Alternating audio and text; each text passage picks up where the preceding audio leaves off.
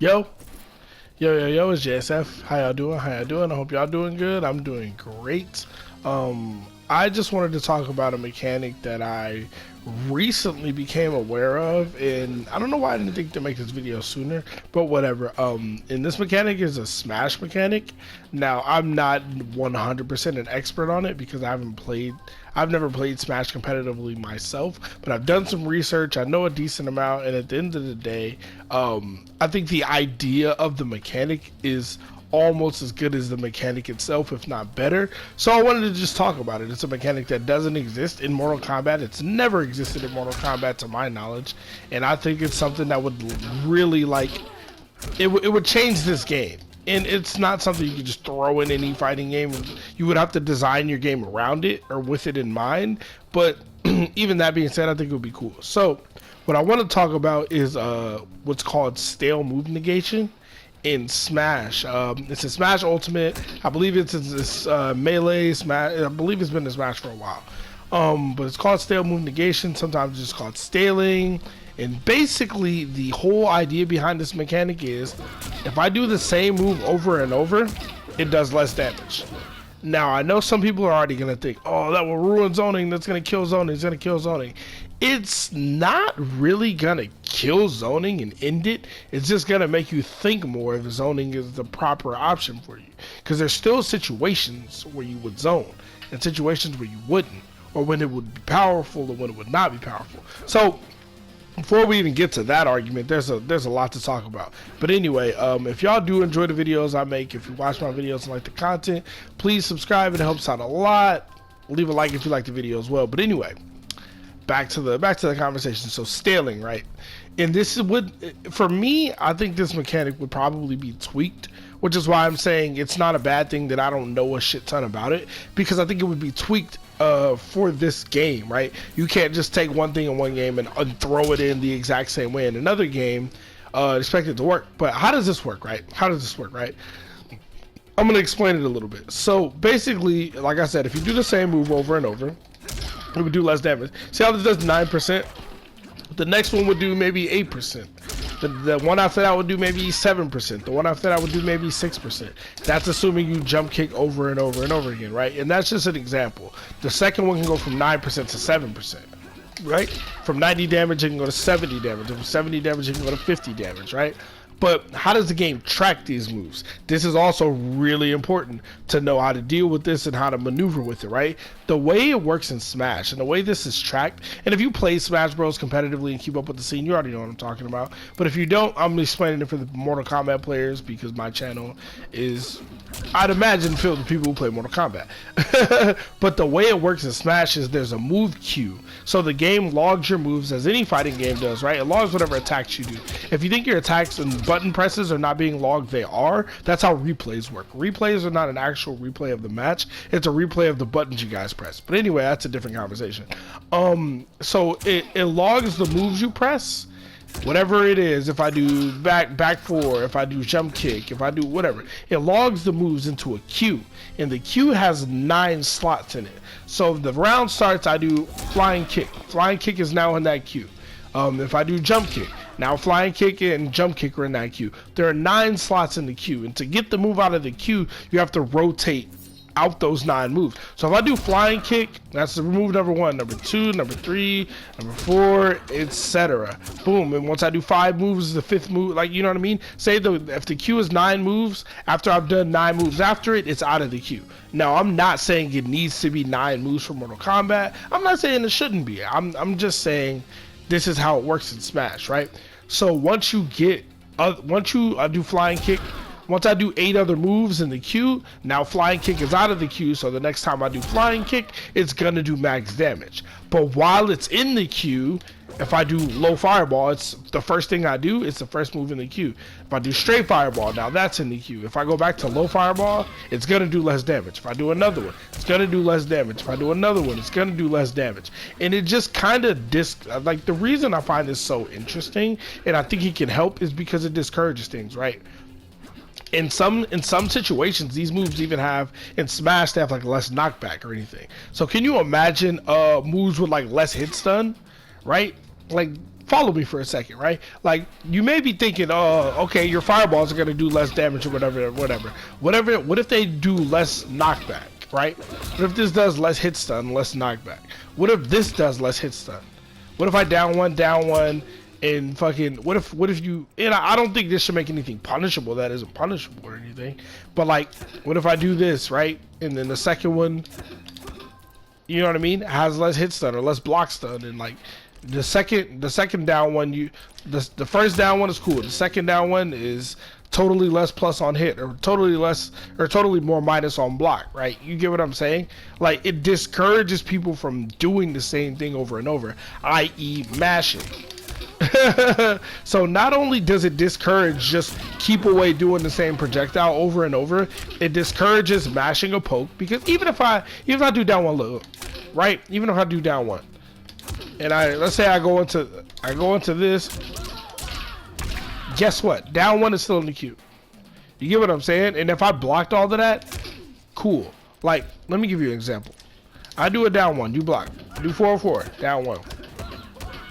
Down one. Like, all those moves are still in the queue. You get what I'm saying? I didn't do like over 9 different attacks. That's 1, 2, 3, 4, 5, 6. You get what I'm like? You get what? I hope this makes sense. I feel like this could easily be lost, but I'm just saying, like, it would discourage you from doing this over and over and over. Like, imagine your down one gets less powerful the more you use it. Now, I know for some characters that sounds like a nightmare because they have to down one to get out of pressure, etc. But it would make certain moves less powerful. It would make forward 4 less powerful. Like, Liu Kang's wouldn't be able to just do back 1 and forward 4 over and over, and from back here just do this and this and this over again. They could, but it wouldn't do as much. Imagine this doing half the damage it normally does, right? Instead of doing 80 because you've used it too many times, now this does way less damage. It would, one, make you think more about what moves you do. It would make you, and don't get me wrong, there are still certain situations where this is still gonna kill you. You get what I mean? It might not do 50%, it might do 10. But that, like, if you got 10% health, you're still gonna die. You know what I mean? It doesn't make moves useless. There's a limit to the maximum amount of damage a move can do and the minimum amount of damage a move can do. If you do this 10 times, if you do down 2 fucking 5 times in a row, it's not going to do 1% damage or anything like that. But there's a minimum, you know, guaranteed amount it's going to do. But it makes doing the same thing less powerful. Can you imagine Jade players, after you nerfed it, after they do down 2 5 times in a row, all of a sudden their down 2 does 8% or something? You get what I'm saying? It's less powerful.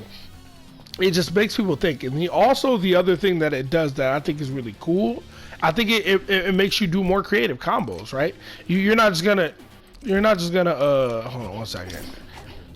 You're not just gonna like that was 8 hits. You know how many of those hits were jab? 1, 2, 3, 4 jabs, right? So it makes shit like this less powerful. Whereas in the current state of the game, this is extremely powerful. And I'm not a Liu Kang player, so I'm not the best at doing this. But that's extremely powerful. 25% isn't a ton of damage, but you know, that's for off an anti-air conversion, off a jab, and you loading up your crush and blow, you know what I mean? It'll give you a reason to do a ton of new combos, right? You use different block strings. Look at Katana's move list, bro. Why would you use this? Because in this situation, it'll do more damage than doing this for the 15th time. You get what I'm saying? You would use this instead of this, because it will. I've done this 4 times in the past 12 moves I use. Maybe doing this would do more damage for me, or doing a string off of this. Damn, wow, she's not trying to do it. Oh, I'm looking at the wrong string, right? Yeah, I'm looking at the wrong string. I was like, damn, she really doesn't want to do that. You know what I mean?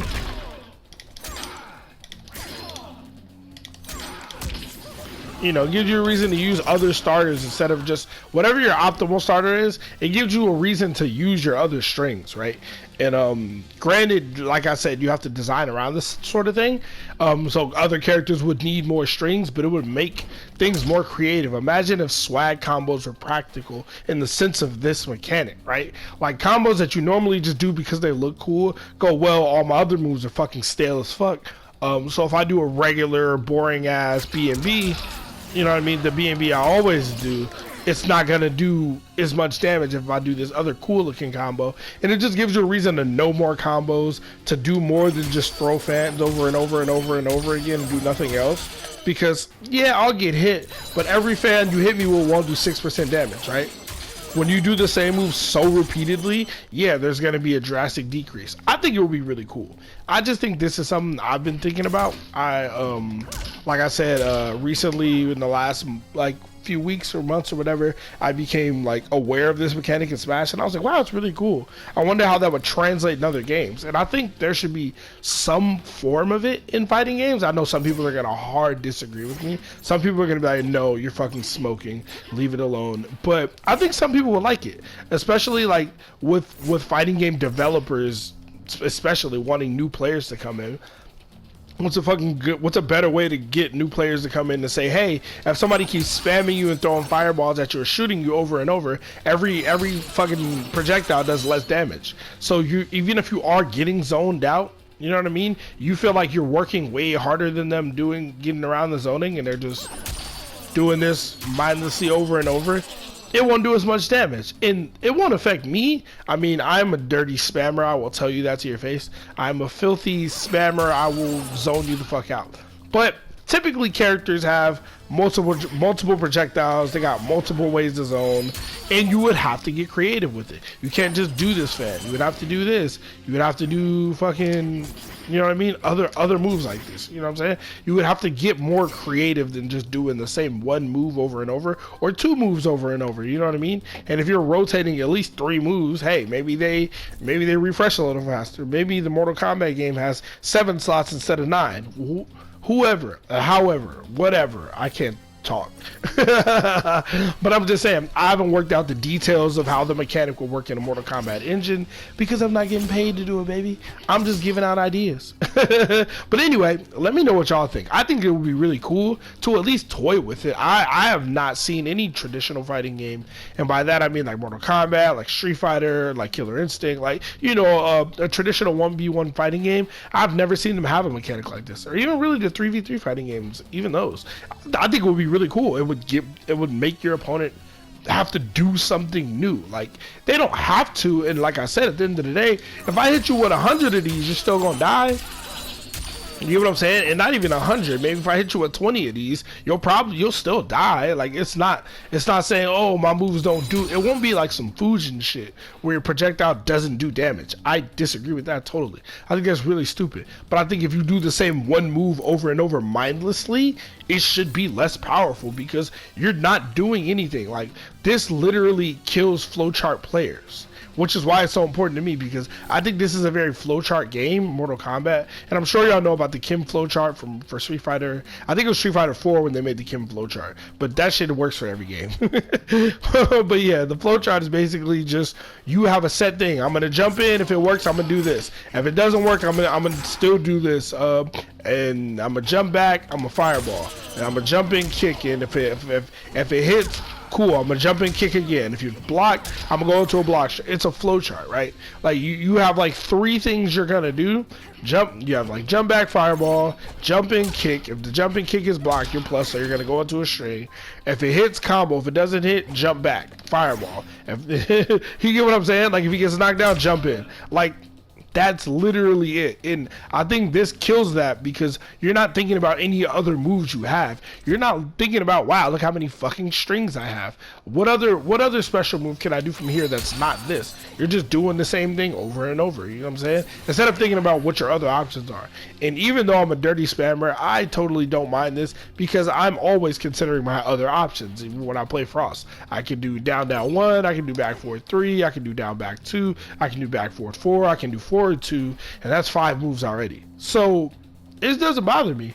Like, if you zone with a brain, I don't think this would ruin your zoning, but if you're zoning by doing the same one move over and over, or two moves over and over, then yeah, you're gonna have a problem. But anyway, like I was saying, before I interrupted myself because I overthink, let me know what y'all think. I would love to hear comments about this and see what other people think. Like I said, this is a Smash Bros mechanic, and I think it would be really good. We added short hops in this game, which also came from Smash.